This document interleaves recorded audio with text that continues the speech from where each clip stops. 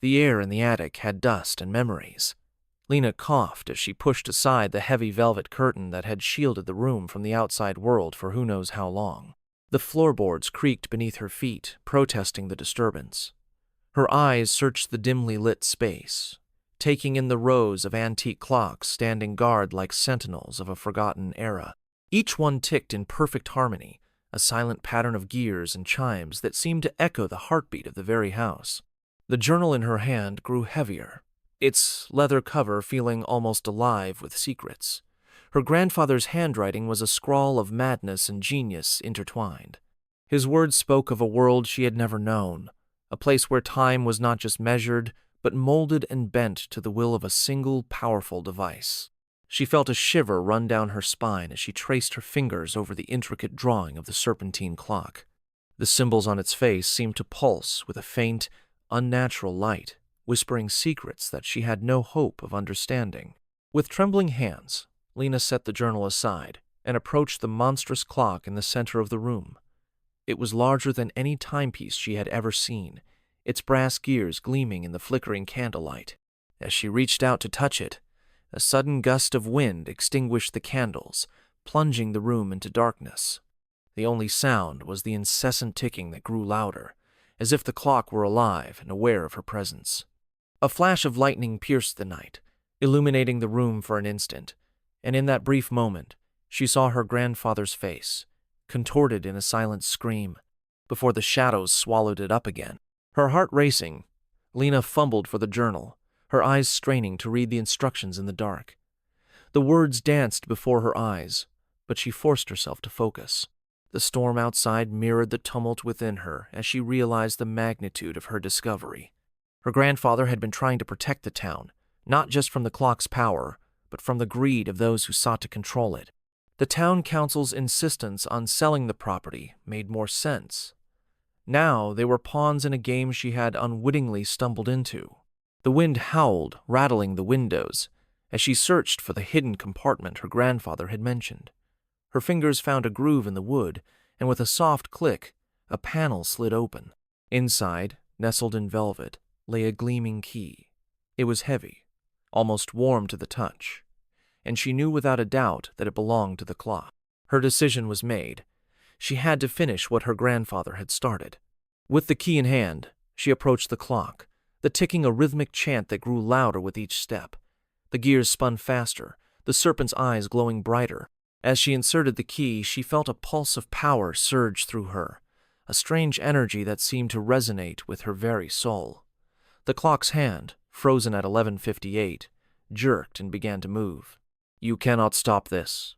The voice of the antagonist echoed through the room, a chilling reminder of the presence she had yet to confront. Time is mine to bend. Ignoring the fear that clawed at her, Lena turned the key with a defiant twist. The clock's ticking grew louder, the room seemingly pulsing with each beat. The air grew thick with a static charge, her hair standing on end as she felt the very fabric of reality stretch around her. The walls began to distort, the clock's serpentine gears coming to life, reaching out like tendrils of time itself. A figure emerged from the shadows, taking the form of her grandfather. But the malice in its eyes betrayed the illusion. It was the heir of the secret society, wielding the very power Lena had been warned about.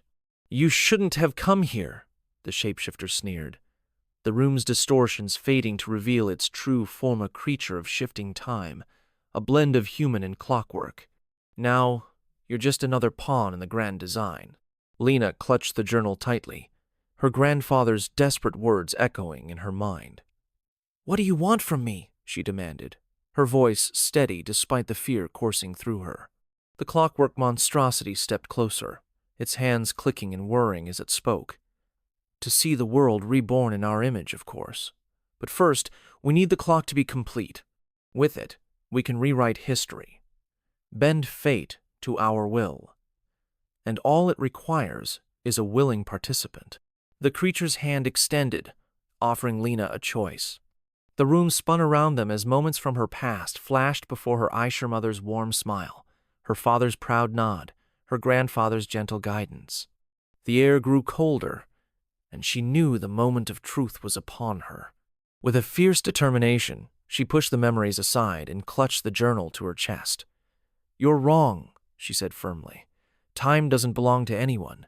Her hand slipped into her pocket, feeling the smooth metal of the gear-shaped hammer she had found earlier. In one swift motion, she pulled it out and swung it at the clock's face, shattering the glass. The room erupted in a cacophony of shattering glass and grinding gears as the clock's power surged uncontrollably. The shapeshifter recoiled, its form flickering as it tried to maintain control over the chaos it had unleashed. "You fool!"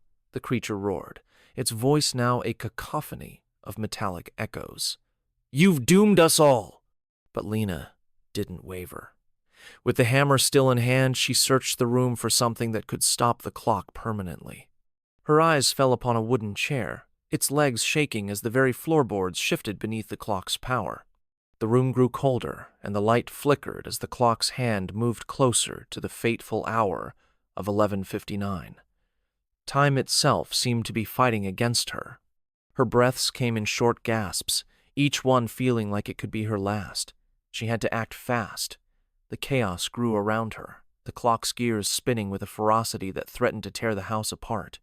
The storm outside matched the tempest within as she swung the chair at the clock's base, the wood splintering against the brass frame. The ticking grew erratic, the room's distortion worsening. With a surge of strength, she smashed the chair again, knocking the clock off its pedestal.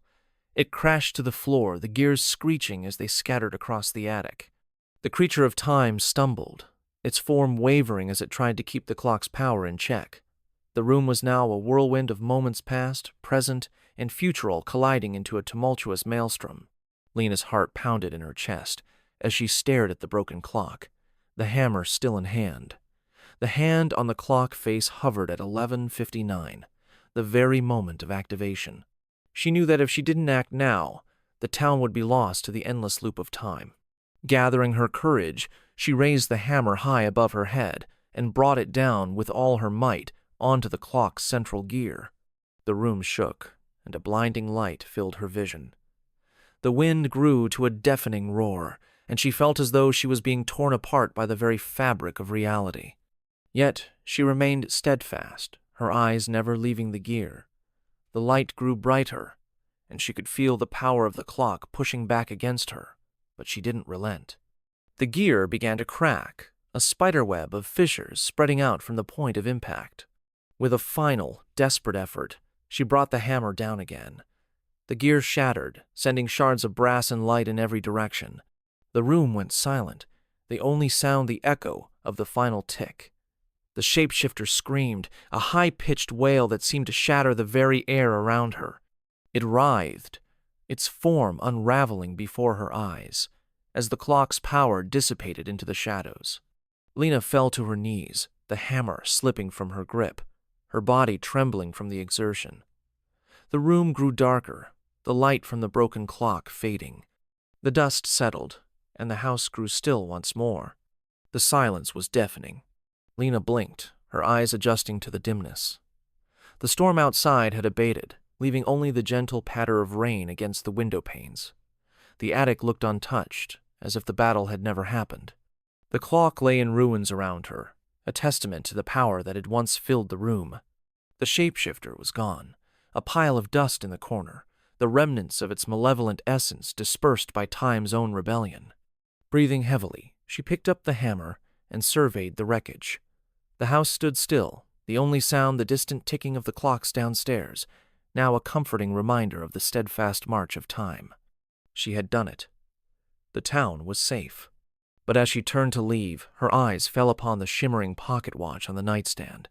It ticked in a rhythm she hadn't noticed before, taunt from the defeated foe. A flicker of doubt crept into her mind. Had she really destroyed the clockwork's influence, or had it merely retreated to a smaller, more manageable form? Her hand hovered over the watch, the metal cold against her fingertips. The room grew colder, and she could feel the ticking resonating through her, a heartbeat she hadn't felt before. The watch grew brighter, the glow pulsing like a beacon. A whisper, faint but unmistakable, tickled her ear. "Find the others." The words sent a chill down her spine. Lena realized that the battle was far from over. It had merely shifted phases. The clocks in the town, those her grandfather had crafted, were not just his legacy but a network of power scattered across the landscape. Each one held a piece of the time-bending technology that the secret society had been seeking. Her eyes searched the room, finding a hidden drawer in the nightstand. Inside, she discovered a set of blueprints detailing the construction of the serpentine clock. But there was something else: a map, marked with locations around the town where similar watches lay hidden, each one a potential gateway to the same power she had just destroyed. So, it's not just one, she murmured, the gravity of her grandfather's legacy sinking in. It's an entire network. The rain outside had turned into a gentle lullaby, a stark contrast to the tumult in her mind. She knew she couldn't face this alone. The town, her home, was still in danger, and the council's greed was the least of her worries. The secret society had deep roots, and she had to cut them off before they could grow again. Gathering her strength, she descended the stairs, the echo of her footsteps mingling with the distant chiming of the grandfather clock in the hallway. She paused at the door to her grandfather's study, the room where she had spent so much of her childhood listening to his tales of gears and springs, of time's mysteries, and the responsibility of those who sought to harness them. The study remained untouched by the chaos upstairs. His workbench was still cluttered with tools and half-finished projects, the scent of oil and metal a comforting embrace. Lena felt his presence, urging her to continue his work, to right the wrongs he had set in motion. With the map in hand and the rain now a soft whisper, she stepped into the night. The town lay quiet, unaware of the battle that had taken place in the attic of the old clockmaker's house. The cobblestone streets glistened under the moon's silver glow, each step taking her closer to her new destiny. The first watch was hidden in the library, nestled in a book titled Chronicles of the Infinite. As she pried it open, the watch began to tick louder, resonating with an eerie echo. The air around it grew colder, a hint of the power it contained. Lena swallowed her fear and took the watch, feeling its unnatural weight in her pocket. The night grew longer as she moved from place to place, collecting each piece of the puzzle. The town was a silent witness to her quest, the shadows playing tricks on her as she approached the final location, the town square's fountain. Beneath the calm surface, she found the last watch, its glow pulsing with a malevolent light. As she reached for it, she felt the world shift around her, the fabric of time stretching like elastic. A figure stepped out of the fountain shadows, a twisted reflection of her grandfather, the true face of the air revealed. "You think you've won," he sneered, his voice a cacophony of whispers. "But the clock's power is not so easily contained." The ground beneath her trembled, and she knew she was running out of time. The watches in her pocket vibrated, each tick a warning of the impending doom. With the last of her strength, she shouted, "Time does not belong to us. It is not ours to bend." The watches in her pocket grew hot, their glows combining into a fiery ember. She threw them into the fountain, where they collided with the final piece of the clockwork's power. The water erupted in a burst of light, the watches fusing with the fountain, the light fading as the power dissipated. The figure screamed, its form fading into the shadows as the square returned to normalcy. Lena collapsed to the ground, her heart racing, her mind reeling from the ordeal. But she knew this was not the end. The secret society would not rest until they had harnessed the power of time. And she, the last of the Maker's line, had become their most formidable adversary. The rain had stopped, leaving a freshness in the air that seemed to whisper a promise of new beginnings. As Lena stood, she made her vow to the silent town. "I will protect you. Time will not be your prison." And with the echo of her words, she disappeared into the night, ready to face whatever the future had in store. The gears of time never stop turning. If you dare to uncover what happens next, smash that subscribe button and ring the bell, because the clock is ticking and the next secret is closer than you think. Stay vigilant, and remember, time always finds a way.